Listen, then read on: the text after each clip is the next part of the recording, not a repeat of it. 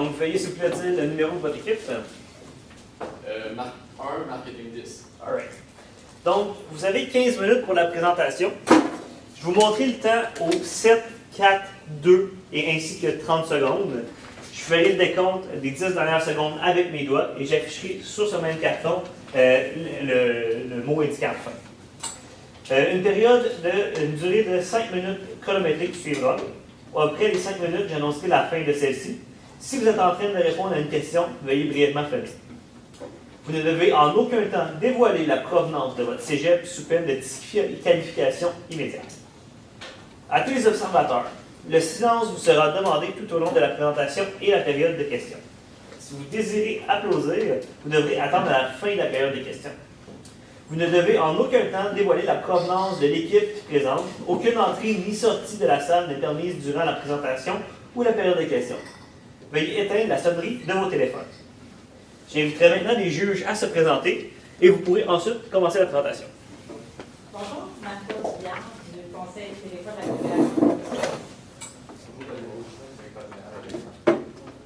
Bonjour, Francis Sévère, gestionnaire de marque pour l'agence de communication Absolue. Bonjour, Geneviève Pellerin, stratège chez Absolue. Bonjour, Sandrine Bois, je suis créatrice de contenu chez Absolue. Donc, on va simplement commencer. Je ne sais pas pour vous, mais moi, je ne suis pas toujours avec un veston sur le dos en train de faire des pitchs pour marketing. Je parle un peu de ma vie personnelle présentement. Je suis un biathlète dans la vie. Le biathlon, en fait, c'est un sport qui mélange deux disciplines. Est-ce qu'il y aurait quelqu'un dans l'audience qui pourrait me dire quelles sont ces deux disciplines-là? Sentez-moi là. Oui, allez-y, vas-y. Ski de fond et tir à carabine. Ski de fond et tir à carabine, exactement. Comment ça se passe, en fait, une compétition de biathlon, tout simplement? Les biathlètes ont une distance à parcourir en ski et à 2 reprises, ils doivent en fait tirer 5 cibles. Au biathlon, les cibles sont soit réussies, soit ratées. Et dans le cas d'une cible ratée, l'athlète a une distance supplémentaire à parcourir en ski. Ce que je trouve intéressant, en fait, c'est que la réalité du biathlon se transmet très bien à la réalité du monde des affaires, où en fait la distance en ski correspond aux efforts, au temps que vous mettez, aux ressources que vous mettez dans les opérations au quotidien, et où le tir, donc le moment où vous tirez la carabine sur les cibles, représente le choix et l'établissement de vos stratégies. Si on rate avec l'établissement des stratégies, eh bien on a une distance supplémentaire à parcourir et à des efforts à mettre pour arriver au même résultat. Aujourd'hui, moi et mes collègues sommes devant vous pour présenter la stratégie qui vous permettra de tirer un 5 en 5 sans distance supplémentaire. Pour la présentation d'aujourd'hui, ça va être simple. On va commencer par un mandat, une analyse qui seront très très courte. Ça fait 10 fois que vous écoutez le pitch, ça ne vous tente pas de réentendre, j'en suis sûr. Après ça, notre première stratégie, devenir la base. Notre deuxième stratégie, communiquer l'expertise. Et nécessairement budget, implantation et les indicateurs de performance. Si jamais vous avez des questions, il y aura une période de questions à la fin de la présentation. Donc, si on commence avec le mandat que vous nous avez donné, finalement, c'était de choisir des canaux de communication idéaux et développer un plan stratégique pour les 3 prochaines années dans le but d'accroître la notoriété et de différencier Baseline. Nous, ce qu'on en comprend, c'est que Baseline, finalement, c'est une entreprise qui a un fort potentiel, qui est actuellement dans sa phase de croissance, puis qui n'a pas d'énormes ressources. Donc, nous, on est là pour vous aider à en faire plus avec moi. Donc, on identifie finalement vos 4 valeurs cardinales, soit l'accessibilité, l'équité, l'innovation et la démocratie. Dans le fond, si on prend quelques mots qui décriraient Baseline aujourd'hui, on pourrait dire que Baseline, c'est une entreprise qui a un fort potentiel et aussi, finalement, c'est une entreprise dans le développement d'outils numériques. Là, je vais vous dire on veut vous dire finalement où on veut amener Baseline. On veut amener Baseline finalement à être la référence en intelligence artificielle et aussi à être finalement un partenaire de choix pour les PME. Si on y va rapidement avec l'analyse FFOM, dans vos services conseils complets, vous avez plusieurs services dans le fond, une variété dans l'offre. Votre équipe est très qualifiée, ça c'est super important. Les défis qu'on a, c'est justement la faible ressource. Faites-vous-en pas, on est là pour vous aider avec ça. Finalement, l'opportunité, justement, vous êtes en votre phase de croissance, donc c'est le meilleur moment pour mettre des efforts là-dedans. Connaissance faible du marché cible, ça, ce qu'on peut dire finalement, c'est le marché que vous ciblez qui n'a pas une énorme connaissance souvent dans l'intelligence artificielle. Donc, ils vont avoir besoin de vous vraiment pour justement s'en servir de la bonne façon. Finalement, concurrence, il y a plusieurs concurrents dans ce marché-là, mais on va finalement vous donner les clés pour vous permettre de vous différencier de ceux-ci. Mon collègue vient de parler de la concurrence, donc on vous a fait en fait une petite grille de positionnement par rapport à vos concurrents. Si on commence, en fait, vous voyez qu'ici, les deux axes qu'on a utilisés sont l'axe de notoriété et de personnalisation. La personnalisation, en fait, c'est à quel point votre service est personnalisable pour une entreprise. C'était indiqué dans le cas. Les firmes conseils de grande et moyenne taille, en fait, offrent un bon service et ont une bonne notoriété, mais ils offrent un service souvent préétabli et il peut être difficile de le personnaliser. Après ça, un autre concurrent, c'était les plateformes d'intelligence artificielle automatique. Peut-être un outil intéressant pour quelqu'un qui est autonome, mais encore là, ces plateformes-là avaient une plus faible notoriété. Et au niveau de la personnalisation, elles sont très faibles parce que la personne qui se sert de ces plateformes-là doit savoir comment s'en servir, premièrement, et deuxièmement, doit connaître les contraintes. Finalement, vous voyez le numéro 4, on a Explore AI, qui est un des concurrents directs de Baseline. Explore AI a une bonne notoriété quand même, mais a une plus faible spécialisation que Baseline et une plus faible possibilité de personnalisation pour ce qui est souvent recherché par les PME. Pour l'instant, on voit que Baseline, vous avez une bonne base parce que la personnalisation, c'est quelque chose qui est possible, c'est ce qui est recherché pour votre clientèle cible, les PME. Mais la notoriété, il en manque encore un petit peu, puis c'est ça, en fait, les stratégies qu'on va vous présenter aujourd'hui. Ça va vous aider à passer de où vous étiez tantôt, au niveau notoriété, et avec nos stratégies, devenir la base et communiquer l'expertise, on passe au-dessus en niveau notoriété et on garde finalement l'essentiel pour vous qui est la personnalisation, ce qui est un élément essentiel pour les PME. La première stratégie, comme je vous l'expliquais, devenir la base. Petit jeu de mots avec votre nom d'entreprise, évidemment. Nous, ce qu'on vous conseille de faire, c'est en fait, je fais une petite indication. Dans le cas, il n'était pas indiqué si vous aviez un site web ou pas. Donc, nous, notre point de départ a été que vous n'en aviez pas pour l'instant. Donc, notre stratégie serait de vous conseiller de vous créer un site web. La beauté de tout ça, c'est que votre entreprise est déjà assez experte dans le domaine de la programmation et tout ça.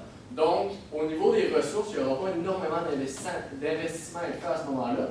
Seulement des efforts, mais j'y reviens un petit peu plus tantôt. Le site web se définit en 4 catégories principales.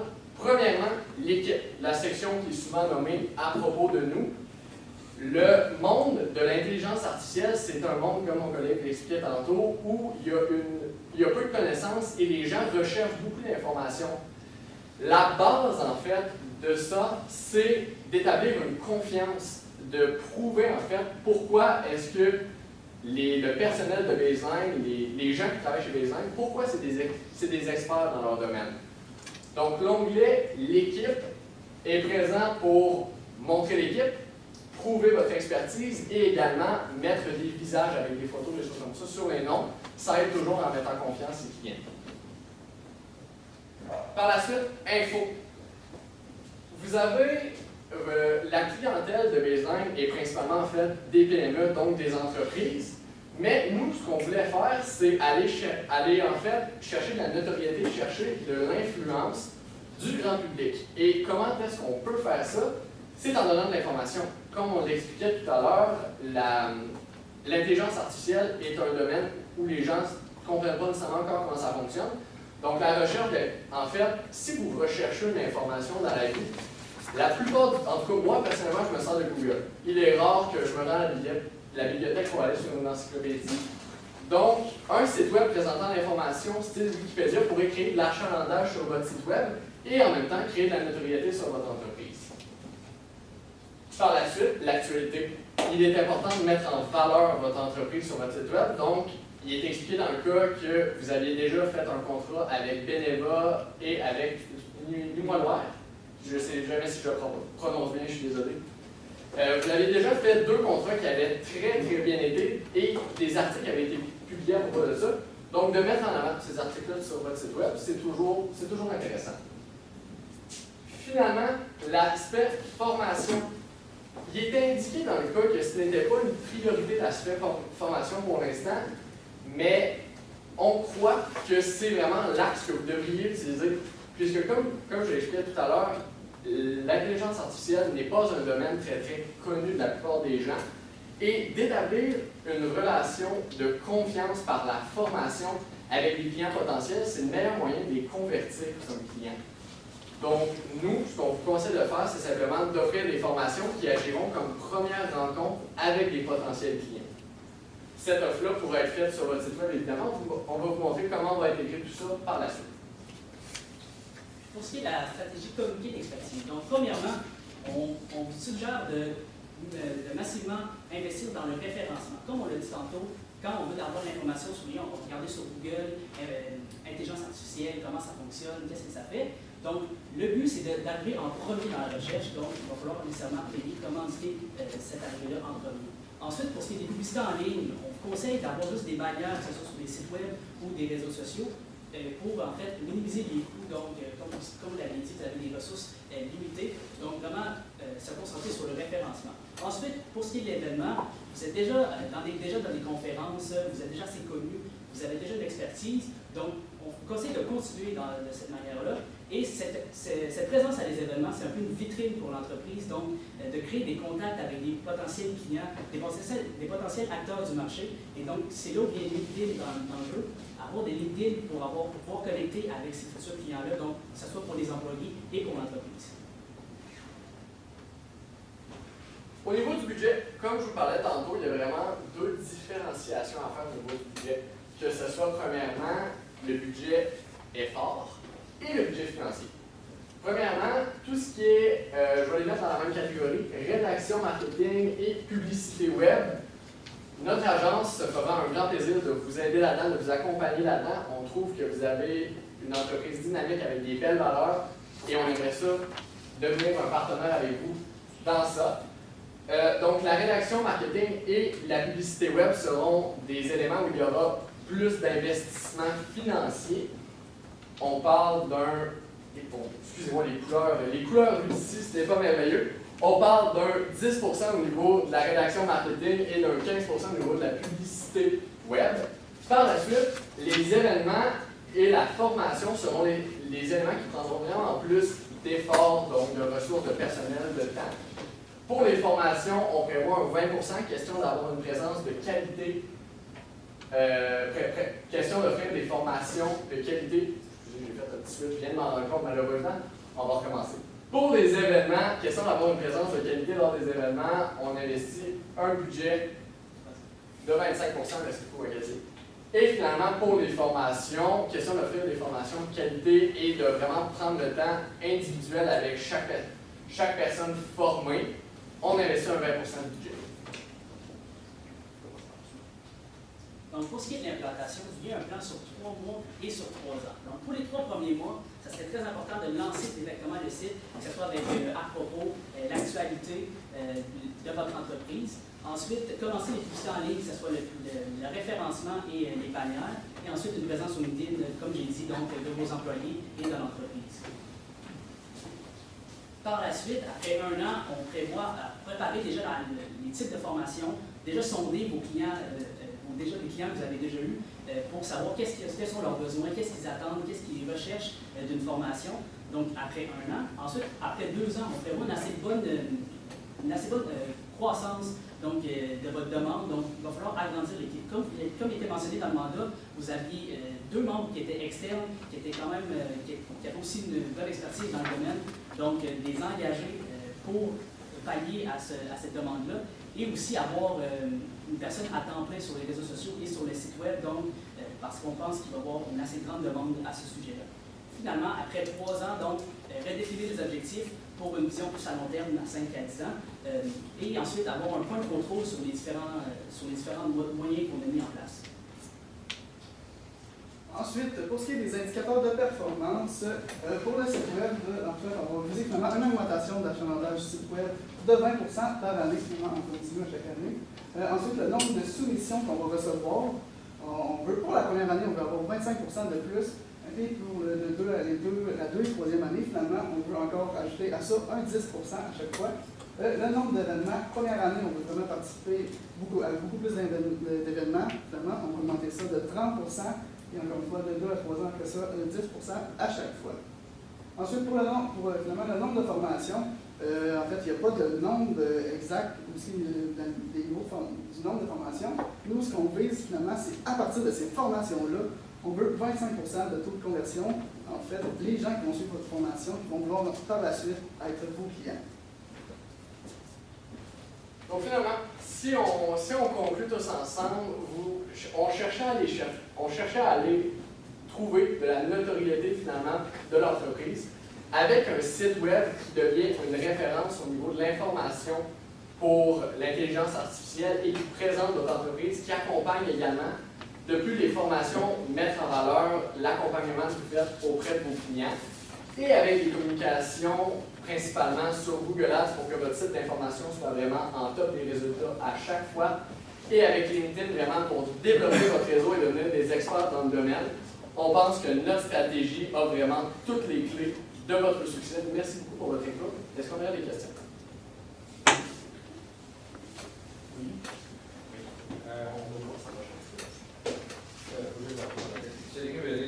Moi, j'en ai une, si jamais. C'est peut-être juste que je l'ai manqué, en fait, ça peut-être me ramener là. Vous avez mentionné la pub en ligne comme une de vos stratégies. Est-ce que vous avez mentionné où et pourquoi? Oui, dans le fond, sur différents sites web donc, qui sont en lien avec l'intelligence artificielle et sur les réseaux sociaux, par exemple Facebook, on peut mettre déjà juste une bannière. Pas nécessairement d'avoir une présence sur les réseaux sociaux, c'est juste la bannière. Puis en fait, c'est pour miser les coûts finalement. On savait déjà qu'il y avait une ressource limitée au niveau de l'argent, donc minimiser le nombre de publicités et les endroits où on fait. Donc, c'est comme sur différents sites web, puis un peu sur les réseaux sociaux. Excellent, merci. En fait, ma question, c'est vous avez choisi un axe sur la formation, alors que nous, on avait dit, c'est quoi, quelque chose d'intéressant, mais dans le fonctionnement sur le marché, je n'ai pas entendu sur la compétition que sur le marché, les universités, les gens qui ont déjà de la formation. Avez-vous, comment qu'on va se positionner par rapport à ça, si c'est vraiment votre angle principal d'attaque, comparé à se différencier de ces apports-là déjà présents? Ben, en fait, c'est que vous, les universités, souvent, c'est du monde qui ont de l'expérience là-dedans, mais souvent, c'est des professeurs qui ont eu de l'expérience, travaillent un peu moins là-dedans, se concentrent plus sur justement leur profession. Vous, même si c'est encore l'intelligence artificielle, c'est encore récent, mais vous avez l'expérience non seulement, mais vous êtes dedans à chaque jour. Donc, avec ça, vous allez vraiment, vous pouvez donner des exemples concrets, parler de votre vécu, pour vraiment donner une formation de qualité, puis ça change tellement vite que c'est super important à chaque semaine presque de pouvoir adapter sa formation en fonction de ce qui se développe sur le marché. Donc une formation sur le terrain concrète et non une formation académique. Exactement. Je vous montrerai sur les formations, vous avez parlé dans les indicateurs de performance, un taux de conversion de 25%. Suite à la formation, ces formations-là, initialement, est-ce qu'elles sont payantes ou les PME peuvent les suivre gratuitement? En fait, merci d'avoir soulevé le point. Les formations sont vraiment axées vers les PME. Donc, c'est vraiment dans une application concrète au sein d'une PME. Il y a un accompagnement qui est fait. Normalement, ces formations-là devront être payantes. Et la possibilité, nous, on a vraiment limité le contenu informationnel, style Wikipédia, des choses comme ça, à du texte. Mais si jamais l'entreprise est ouverte et a un désir à créer des capsules vidéo, des choses comme ça, c'est quelque chose qu'on s'est en board d'embarquer également.